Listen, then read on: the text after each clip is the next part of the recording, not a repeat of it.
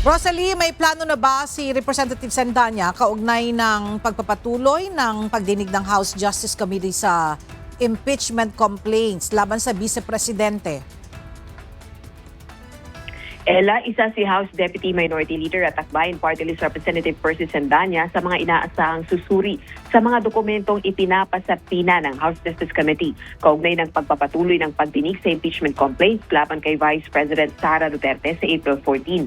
Kabilang na rito yung Statements of Assets, Liabilities and Net Worth o SALNs ng Vice Presidente. Kasabay nito, nagpahayag ng pagkabahala ang kongresista sa anyay pagtatangka ng kampo ng pangalawang Pangulo na iantala ang proseso ng impeachment. Kasunod ito ng inihaing petisyon ng mga abogadong kilalang kaalyado ni VP Duterte sa Korte Suprema laban sa impeachment process ng Kamara. Ayon kay Akbayan Party List Representative Sandanya, constant strategy na ito sa panig ng pangalawang Pangulo at hindi na niya ikinagulat ang hakbang. Gayunman, binigyang diin itong may utang ang Vice Presidente na katotohanan sa publiko.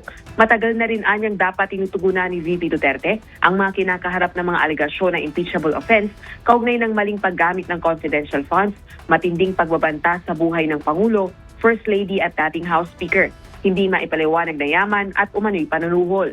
Nauna nang iginiit ni Attorney Michael Poa, defense team ng Vice Presidente sa impeachment process, haharapin ni VP Duterte ang mga aligasyon sa tamang forum o sa Senado bilang impeachment court pag naiakyat ang reklamo para sa isang formal na paglilitis.